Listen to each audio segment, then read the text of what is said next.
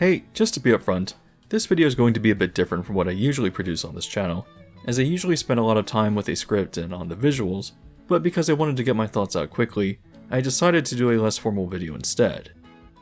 Initially, I tried doing an unscripted video, which I've tried in the past, but I think it's better to just write my thoughts down and read them because I otherwise found myself being too unfocused and not making the points that I really intended.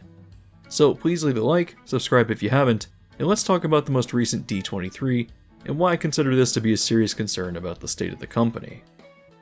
What struck me about the announcements is that it's clear that there's really no thought behind them, and if you've been watching me for a while, you know why I think that's an issue. Disney is defined by thematic depth and detail in its parks and other experiences, and the reason that I've been so frustrated with the company is because this no longer matters. If you happen to catch my recent video where I cover the excellence of Disney resorts, the video is mostly focused on the positives of the effort that went into making them architecturally notable and thematically interesting, where an incredible amount of thought was put into the details to achieve that high level of artistry. Still, since 2017, Disney has either been building barely themed corporate towers, or worse, removing theming elements from their better resorts, and shoving in characters that make no thematic sense. Something that I've seen parroted around online recently is people sharing the phrase, "Why would you go to a Disney park and not expect to see Disney characters?" But those people obviously miss the point, and I'm angry that Iger has attempted to cultivate that particular demographic. Traditionally, while Disney has incorporated its IP into the parks from the beginning, it was balanced with a lot of original ideas, and even when IP was implemented, it was always done with a lot more thought.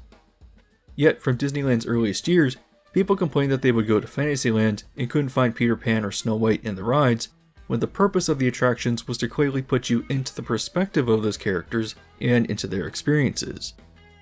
I think that's interesting in itself, and while Disney did eventually add the characters into the rides, I also wonder why there's a demographic of people who operate like this.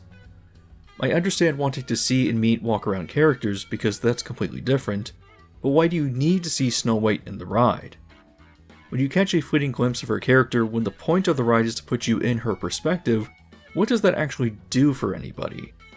Do they point and say, "Hey, I recognize that thing"? I don't really get why you would come to a theme park to just look at something when you could just watch the movie, and I actually noticed an updated version of this weird behavior as well. To my surprise, it came out of Tiana's Bayou Adventure really liking it, but it still has some significant issues that could only happen with current Imagineering. Yet, while many people have pointed out those issues and reinforced why they need to be addressed, there's a very specific group of people who are upset that Tiana is not in her exact dress from the movie, and I think, that's what you care about? You have this whole multi-layered experience in front of you, and the only thing you wanted out of this was to see Tiana in her specific movie attire? It's like when you go to Six Flags and see DC or Looney Tunes characters just kind of randomly placed on stuff, and I have to wonder, who is this for? Does anyone actually get anything out of this? I find it incredibly bizarre, but the issue is that these are the kind of people that Disney is catering to, and that's just bad for business. I'm reminded of a quote that was shared by Rich Brown on the WDW Magic forums, and I think it's very relevant to the Disney IP situation. The quote goes, "If I'd asked people what they wanted, they would have said faster horses." The quote is often attributed to Henry Ford, who through his production methods made the automobile much cheaper and more accessible to the general public, and is generally positively viewed in terms of his business acumen. That being said, there's a lot of skepticism that these are actually his words, which I tend to agree with, and really, I don't want to actually be praising Ford, who was known for his aggressive anti-Semitism. However, I can't ignore how the quote's simplicity and message perfectly encapsulates the issue with IP, in that progress and value is generated not by the desire of the unimaginative masses, but rather by the time and effort of people with a creative drive. Disneyland was not simply popular because of its characters, but because it subverted expectations, and that an amusement park could be clean, safe, friendly, and most of all, had great placemaking, and essentially invented the idea of themed entertainment. Its scale was impressively ambitious too, as while Disneyland's castle looks small today, it must have been stunning on opening, because it went far beyond what was necessary for success. It could have just been a painted wood facade, but was instead a massive structure that established the ambition of the company going forward. Moving through Walt and up through Eisner, Disney was defined by its exceptional ambition, generating value and profit by building cool things for the sake of building them, which itself is a significant facet of the Disney brand. The Disney brand is of course many things, including the characters of the animated films, but in the parks, it was stuff like the detailed storytelling of Typhoon Lagoon, or projects like Wilderness Lodge, showing that a resort can have immense thematic and artistic depth, and isn't just some place where you can point at a character that you recognize. The desire to engage with Disney iconography at a superficial level is not what has defined its park experiences, and in order to keep generating value, you need to move in new, creatively interesting directions. In the latest earnings report, Iger did a fantastic job of hiding that attendance is down significantly at Walt Disney World, but having been to the parks many times over the past few months, I can say that other than a few weekends or holidays, the parks are seeing attendance levels that would be typical for an off-season 20 years ago, which is just unheard of during the summer. I went and filmed Liberty Tree Tavern for a video a few months ago, and the Magic Kingdom was so empty during lunchtime that restaurants had to put out A-frames that advertised availability. Even Space 220, which is notorious for how difficult it is to get a reservation, had plenty of walk-up availability, and half the restaurant was empty during lunchtime. Resort occupancy is also reportedly significantly down, and in addition to many fall discounts, Disney released resort rates with 30% discounts and free park hopping during most of December, which, if you are not aware, is the absolute busiest time for the resorts every single year. That kind of steep discount during their peak season is astounding, and is a serious warning sign that people are not finding value with Disney any longer. I think it's more than just consumers feeling burned with rising prices, lower cleanliness standards, removed perks, and the mess that is the continuous reworking of the skip the line system though. Those are things that are easy to get angry about because highlighting their issues is pretty straightforward, but what I think a lot of people don't recognize is Disney's IP problem, just placing a lot of half-baked attractions wherever because people love Disney IP or something. There are many people who will say that they love this stuff because their only desire was to just point at familiar things, I guess. But I think there are many others who are abandoning the parks specifically because a lot of the new additions don't sit well with them. For example, I can acknowledge that Cosmic Rewind is a great indoor roller coaster, but the Guardians of the Galaxy are so inappropriate for Epcot that for me, it taints what would otherwise be an exceptional attraction. Epcot used to be a place of wonder, discovery, and interesting experiences that related to science in the future, but now it's just some dead husk of a corporate park that works as a generic template to throw in Disney IP, which in my opinion very directly harms the park's brand. I think many other people feel the same way, but the reason that you don't see this kind of anger like you do with other issues is that relationships with themed entertainment are far more nuanced and complex. I can acknowledge that Rise of the Resistance is technically a good ride, but why has it become boring for myself and many others? Why does it lack the rewritability they can find with something like Haunted Mansion or Pirates? I'm not going to get into that here because I'm assuming you're already familiar with my library of videos if you're watching this, but the point is that while many people are dissatisfied with the out-of-place theming or underwhelming nature of many new lands and attractions, it's not easy to always pinpoint exactly why they don't resonate, and so it's difficult to build a consensus around why newer Disney investment is harming the parks and their brand. That brings us back to the problems of Iger, and unfortunately, I don't think that he understands the company or its consumers. Yes, he has been with the company for quite a long time, but what his legacy reveals is that he's a great negotiator who recognized the importance of franchises and subsequently bought Pixar, Marvel, and Lucasfilm to mostly success. I'm not going to get into the messiness of Star Wars, but it has undeniably printed a lot of money. But now that these franchises have been oversaturated and milked to the point of exhaustion, it's clear how little value Iger actually generated for the company other than through the success of his acquisitions, and really, we can see that they can't be valuable forever. In 2019, Marvel seemed unstoppable, but today, I feel like I've been burned by bad project after bad project, and the brand is not nearly as strong as it was.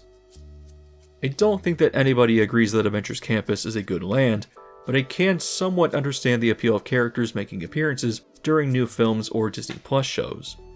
However, while Disney was desperately trying to get more Marvel into the parks, the brand has faltered and its future is uncertain. And I have to ask, are IP-driven lands really a smart investment into the parks? Was Galaxy's Edge, which is often now the quiet area of Disneyland, worth the billion-dollar price tag?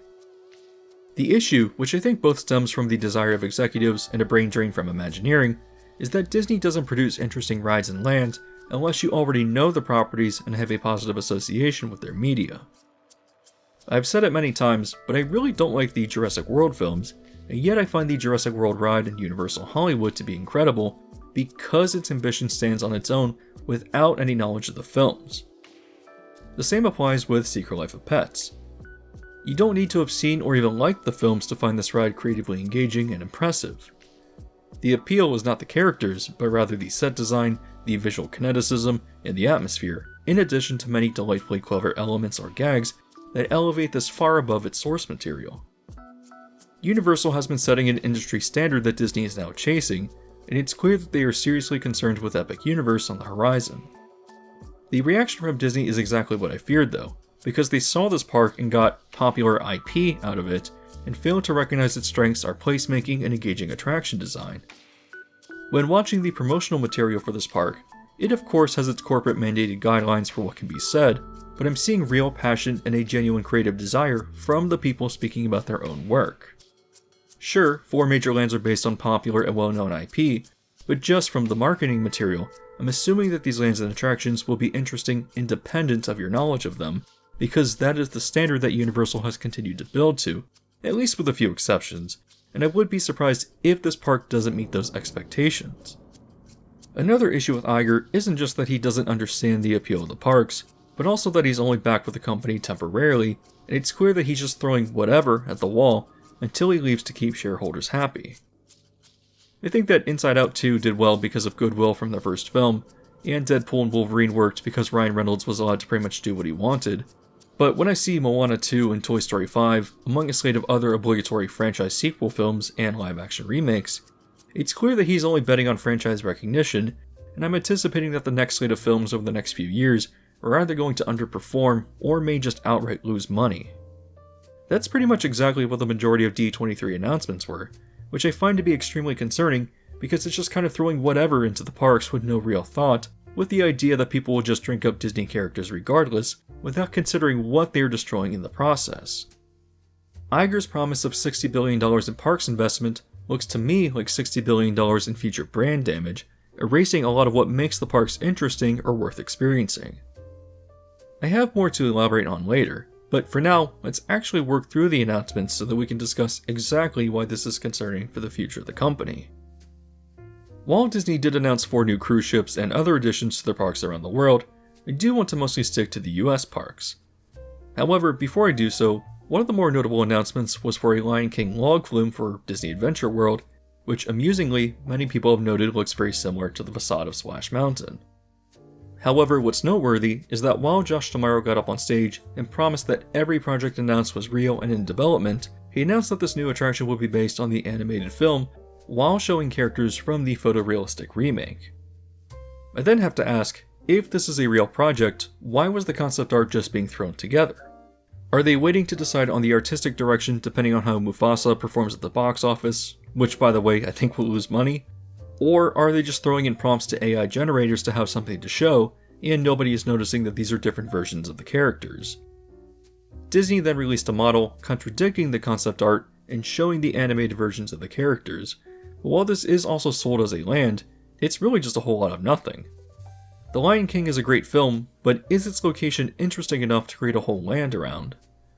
The model is showing me that Disney is just filling in space to fill up space, because other than the ride, there's just nothing interesting going on here, which brings me back to my point of how Disney does not understand what makes for interesting attraction and land design.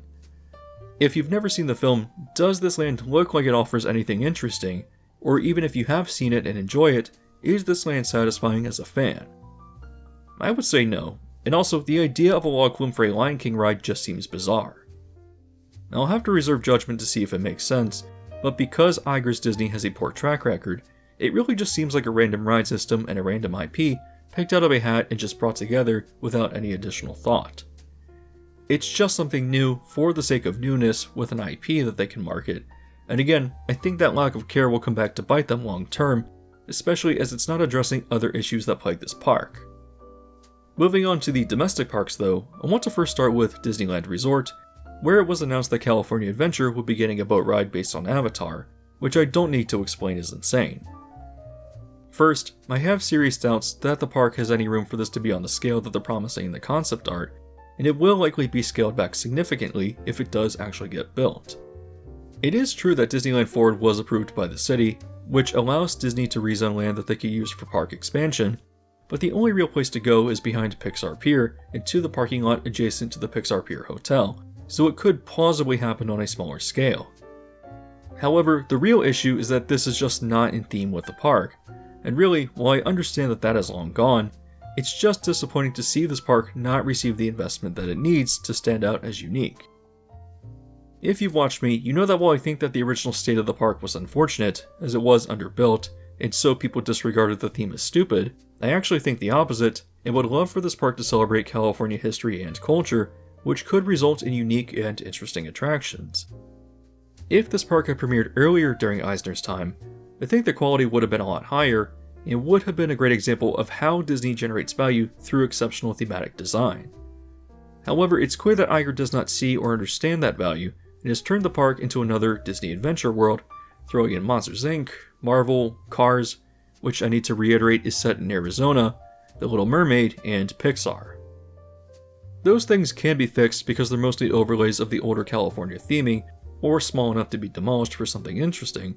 but again, Avatar only just destroys the theme of the park further. For all the issues of how cheap and tacky the original California adventure was, how is this mess of mostly cheap and tacky additions going to look a decade from now? I'll give Cars Land credit for its quality despite not being in theme, but the further that the unique, distinguishing themes of the Disney parks are eroded, the cheaper the Disney brand feels, which I anticipate will burn out consumers. I think that as long as Disneyland, as in the park, stays relatively stable in its design, people will still come to the resort, but every time California Adventure has gotten new additions or changes past Cars Land, it just hasn't really moved the needle in terms of attendance. You know where a new Avatar ride would fit though? Obviously Animal Kingdom, and while I had been very skeptical that Pandora made sense for the park, it was made to fit in with its themes, and truly is the last ambitiously creative Disney project. Still, while its excellent design may be a fluke, the land itself, and really Animal Kingdom, does need a lot more capacity. It might be strange to put another boat ride next to Na'vi River Journey, but concept art indicates that this will likely use the boat system from the Pirates attraction in Shanghai, which does indicate a more thrilling intent, which would contrast with River Journey's peaceful ambiance.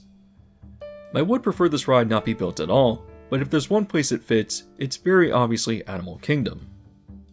Speaking of capacity, California Adventure was also promised a Coco boat ride, which I guess you could relate to California as it's a multicultural state with a large Mexican population, but the ride has been speculated to be a replacement for Monsters Inc. This would probably be a marginal improvement to capacity, as Monsters does not handle crowds well and boat rides typically do, but again, unless Disney uses the theme of celebrating Mexican culture or Hollywood to tie this into the park, which you know they won't, it will otherwise just appear like a random Coco ride placed in a strange spot with no real reasoning behind it. That is, if this is even happening, because despite Tomorrow's insistence that it is, I'm pretty skeptical that a lot of these announcements will be scaled back or cancelled entirely. Speaking of which, 2 new attractions for Avengers Campus were announced, which were named as Avengers Infinity Defense and Stark Flight Lab. I don't think that new attractions can save this industrial corporate park, which was probably the worst choice possible when designing a land based on Marvel, but I can very much see Stark Flight Lab getting scrapped, as it appears to take up a small amount of space and looks like a technical nightmare. The premise of the attraction is that you are secured into a restraint and a Kuka arm will pick you up, simulating the flight patterns of different superheroes. However, I imagine that constantly moving the restraints in and out of the ride system will lead to frequent technical and safety issues, and that if the ride is built, it will likely not feature this kind of novelty. I'm a lot more confident that Avengers Infinity Defense will come to the park though, as it uses the same ride system as Peter Pan's Neverland, which was financed by the Oriental Land Company, and a lot of the other R&D costs coming from the government of Hong Kong, as they expressed interest in this ride coming to their park. That's pretty much the only reason that I think that this will be built, but while this is likely intended as an e-ticket for the park, I very much doubt that that will be the case. Like I've said, I think that Disney is only really capable of mediocrity most of the time, and a good example of this is Mickey and Minnie's Runaway Railway, a C-ticket ride built on an e-ticket budget. It's just a lot of sparse scenes that whisk you around from room to room, and while that's pretty okay, I don't think that it delivers the entertainment value that Disney thinks it does. It's an expensive ride that is equivalent of the Fantasyland dark rides in entertainment value, or to compare it to a competitor, Universal's take on Transformers. There's a lot of similarities here, and that both rides just throw stimulation at you without any real placemaking, and again, they're not bad attractions, but are instead supplemental experiences that were intended to be e-tickets. Disney pretty much only builds these now, and I wouldn't be surprised to see the Avengers e-ticket turn out as underwhelming, especially since the ride vehicle is Disney's version of what Universal used for Transformers, and is actually pretty old technology, as it first premiered with The Amazing Adventures of Spider-Man in 1999, which I'm sure many people will draw comparisons to. Finishing out the resort though, a new show was announced for Disneyland, which will temporarily replace Great Moments with Mr. Lincoln, and is titled Walt Disney: A Magical Life. The premise of the show is a celebration of Walt Disney, and will feature an animatronic version of him, and I'm very mixed on how I feel about this. On one hand, if the show handles his story with respect, it could end up being interesting even if the animatronic is creepy, which I think a lot of people might find to be the case. However, I've had a lot of issues with how Walt has been sanitized into a stoic, father-like figure that has been used as a stamp of approval for a lot of extremely distasteful decisions made by the company. It's weird walking around the parks and seeing Walt's chili sold in food stands, which I've never tried, but I'm sure is just a lot of low-quality frozen ingredients that Walt himself would probably find unappetizing. He's also invoked in strange ways as a vague stamp of approval, as for example when Story Living by Disney was announced in 2022, which is essentially Disney licensing its name to a community developer. They announced that the first project would be Cotino, which is located in Coachella Valley. It was inspired by Walt riding horses in the desert or something, which is so unnecessary and bizarre. It's probably likely that you've also heard my thoughts on how disrespectful it was to put Walt in Epcot, overlooking the corporate mess that is the new core of the park. It's a gross endorsement of a place that he would have likely hated, as it represented the death of his dream, and while he may have found value in the original Epcot attractions despite this, he certainly would never approve of the park today, run by cynical executives who exploit his brand and personal name, in what is quickly becoming another Disney Adventure World with random IP thrown all over the place. So yeah, a Walt Disney show, which will probably be filled with corporate buzz phrases about Disney storytelling, and will now have him in animatronic form, is something that I think will be highly divisive, and considering Iger's history with him, most likely disrespectful and exploitative. At the very least, Disney has announced that past the 70th anniversary of Disneyland, the theater will rotate between this and Great Moments with Mr. Lincoln, but I wouldn't be surprised if the Walt show is met with overwhelming negativity if it doesn't handle the content with respect. Moving on to Walt Disney World, this is where the meat of the announcements were, and many of these ideas are stunning in just how awful they are. First, I need to mention that Zootopia is coming to Animal Kingdom and replacing Tough to Be a Bug, which, while I think the show is pretty okay, is definitely past its time. However, the new show, titled Zootopia Better Zoogether, which is a remarkably awkward title, will apparently take you through different biomes of the city. It does kind of sound like there might be some educational angle to this, as many people have pointed out that Zootopia does not fit the park at all, because it's not actually about animals, but rather human issues of systematic discrimination. Even if there is an educational angle to this though, it's clearly not the focus, as the intent behind this is not to honor the placemaking and larger themes of Animal Kingdom, but rather because this is a market-focused choice based on Disney Plus watch data, which in my opinion is not a reason to develop an attraction around this property. Attractions should be developed around the theme of Animal Kingdom, rather than trying to make the park fit the property you want to advertise because it's played continuously in pediatrician offices. However, one of the worst announcements by far is the replacement of Dinoland USA with Tropical Americas, which by itself is not a bad idea, but of course the execution is just as awful as I would expect. First, Dinoland is a fantastic area with an exceptional level of environmental storytelling, and while there are major issues here, mostly the remains of Chester and Hester's Dino-Rama, the land could easily be fixed by removing this one specific area and replacing it with a thematically appropriate dinosaur-themed e-ticket. You may have caught my video after this announcement from last year, where I pitched a time-traveling dinosaur coaster that not only fits but highlights the story of the land. It's certainly not a perfect idea and isn't to everyone's tastes, but it's a lot more thought than Disney has put into this, as clearly they see no value here because there isn't a popular IP that they can advertise to you. Indiana Jones is replacing Dinosaur, which is highly disappointing because reportedly, Dinosaur does not score well with park guests and surveys. I can understand why it's not for everyone, but I suspect a large culprit of these low scores is Disney's refusal to maintain this attraction, which naturally leads to it feeling old and outdated. What should be happening is that the animatronics are updated and new effects are implemented to make the ride feel fresh, the same treatment that many other unique Disney classics have gotten. Still, I guess Indiana Jones is going here because there's going to be snakes, and snakes are animals, which really misses the point of the park and is likely nothing more than a throwaway line of dialogue anyways.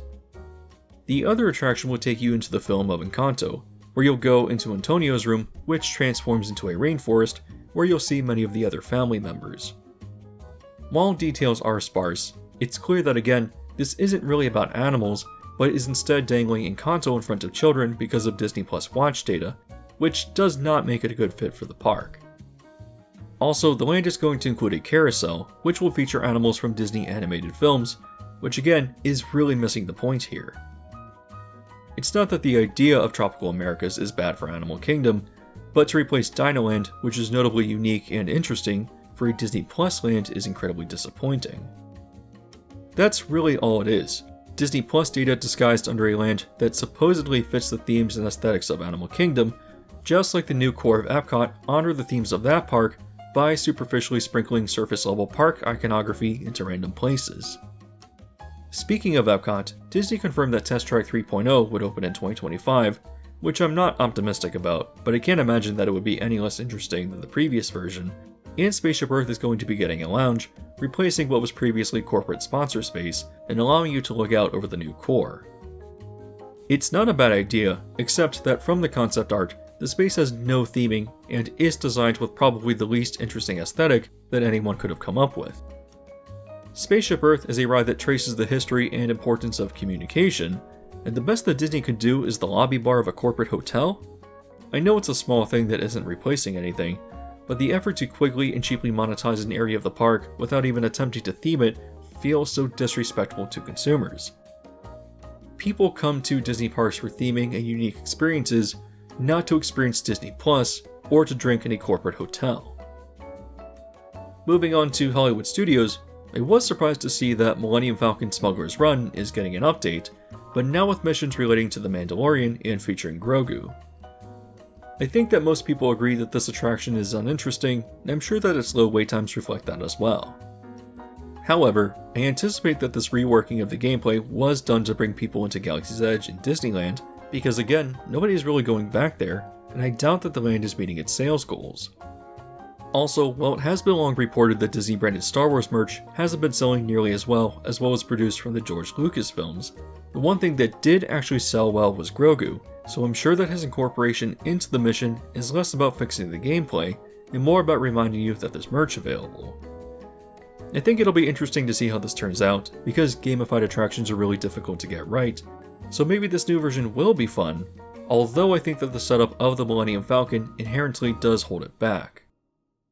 The big news for Hollywood Studios, though, is that it's going to receive a land based on Monsters Inc., which will feature a suspended roller coaster that takes you through the factory and will reportedly include vertical transfers between different segments of the track. I think that the idea of this is great and perfect. You put it in the studio park where it fits. However, there are still two glaring issues with this, and the first is that Disney may end up replacing other attractions. The concept art vaguely shows conflicting locations, with some landmarks indicating that this will replace Animation Courtyard, and other pieces that look a lot like replacing Grand Avenue, which includes Muppet Vision 3D and likely Star Tours as well. If it does replace these two attractions, then obviously that's a serious capacity hit in a park that desperately needs more capacity.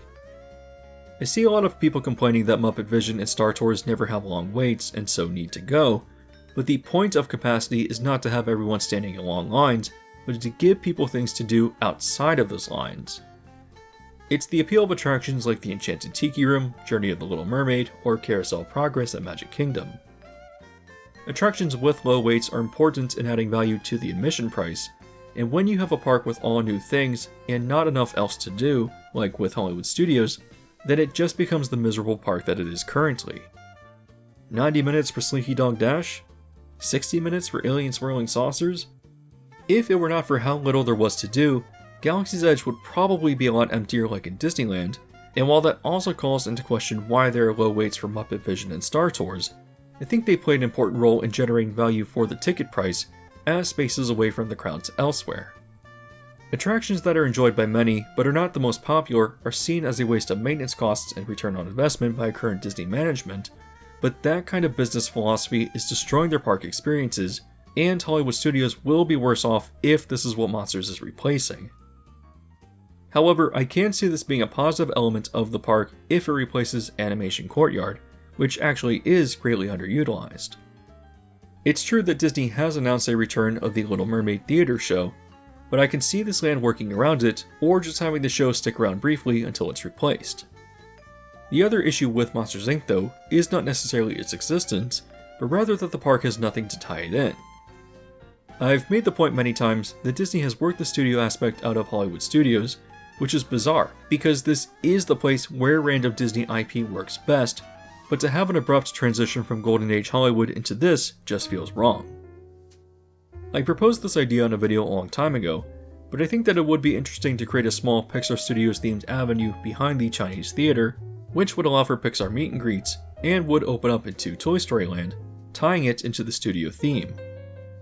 It would have also been a great excuse to put in other Pixar themed attractions, and in the case of Monsters Inc., this would still be the perfect way of incorporating it into the park without it just feeling like random brand synergy land placement like with the rest of the park that is now a mess.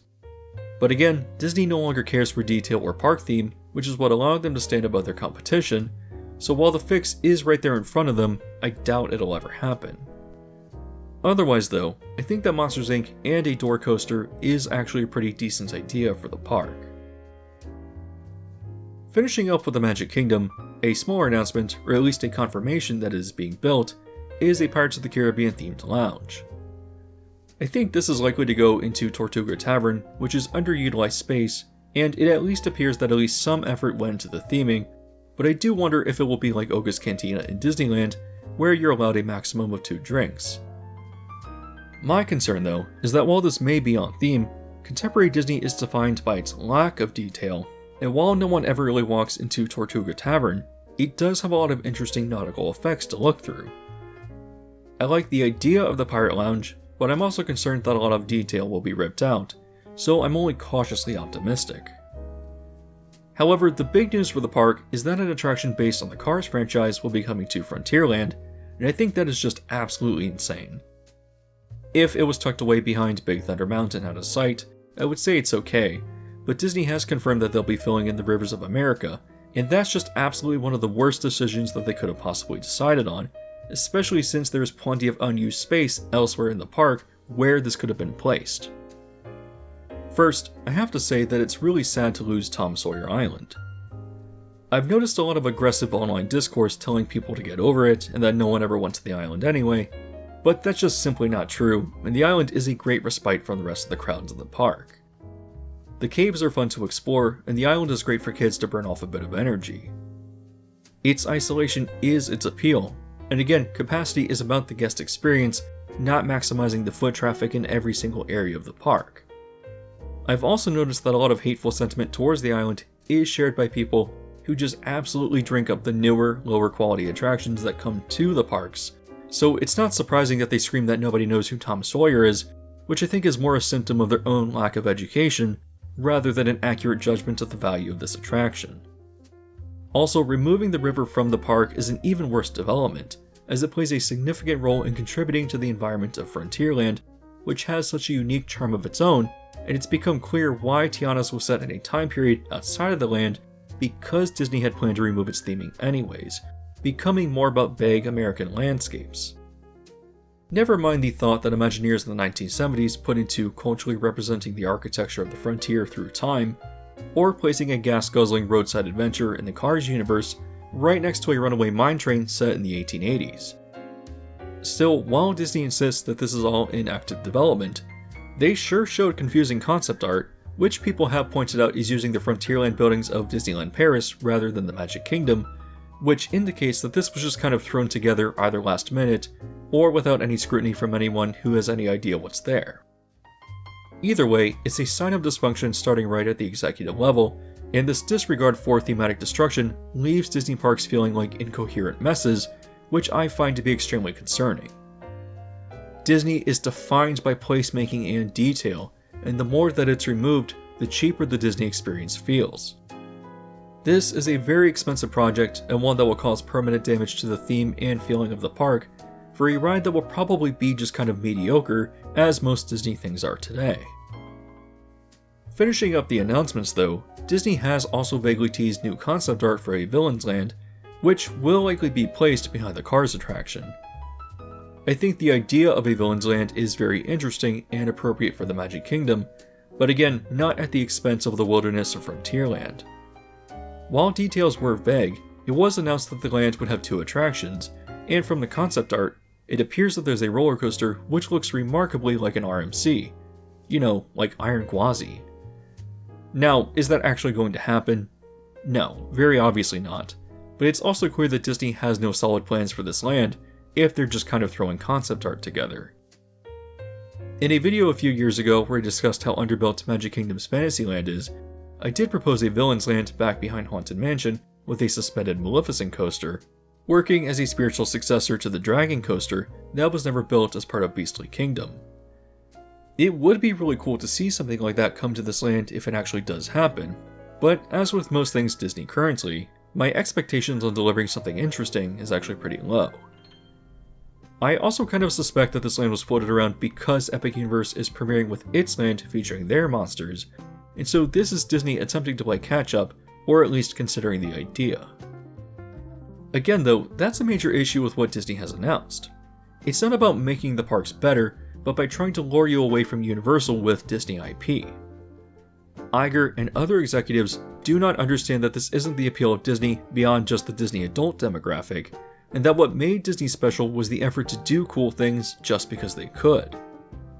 If you build impressive, interesting lands and attractions, people will come check them out. But when the parks become a Disney Plus playlist, especially at the expense of theming or attractions and lands that people love and enjoy for their high quality and placemaking, then it makes people pull back and seriously consider if this is worth the price. The Disney difference which once defined the company is gone, and as Iger has continued destroying the work done by previous generations of Disney, and especially Eisner, it becomes clearer and clearer how much he has been riding off of that older work. Iger is a man who has bought a lot of value for the company, but has not generated much himself, and that's why I'm extremely concerned for the future of Disney parks, because this is a lot of expensive, destructive investment that I think will permanently damage their brand for decades, just like with what happened at Epcot. How much money went into that park to supposedly fix it, yet it's now left in the worst state that it's ever been in? It's not that I don't want investment to come to the parks, because they really do desperately need it, but I was really hoping that it would happen after Iger left, because at least there was the chance that somebody would recognize that another direction is needed. Still, what was announced was Iger just allowing tomorrow to throw whatever IP into weird, incorrect areas of the parks, without a thought of the world for why this would be extremely damaging to the most profitable division, because he's leaving, who cares? I've been excited for Epic Universe, not just because I'm a fan of themed entertainment, but because I at least hoped that Disney would understand that they need to make meaningful investments in their parks to compete. Yet, the worst case scenario has occurred because no one in an important leadership role understands their parks product, and I really do fear for the future of Disney parks, not necessarily financially, but as the once shining example of the best that the industry offered. I think there are many reasons for why attendance has dropped out from Walt Disney World over the past few years, but I think a large part of it is the sweeping changes to Epcot and Hollywood Studios. There are many people like me who are just not interested in Disney vomiting mediocre rides with IP branding everywhere, because not only does it not reach the Disney standard, but it often comes at the expense of things that do. Again, the latest earnings report was very misleading because Disneyland Resort and international parks can hide what's happening in Florida, but it's a concerning sign that attendance is incredibly low and that Disney is throwing out significant discounts to not much effect. I don't really know how to end this video because it's more just a stream of consciousness, but if you share the same concerns I do, please let me know down in the comments, because I would be interested in seeing other people's opinions, especially if you have something interesting or a new angle to contribute. As always, please leave a like if you want to support the message of this video, and if you haven't yet subscribed and hit the bell notification yet either, you can do so now to be alerted to new videos as they release.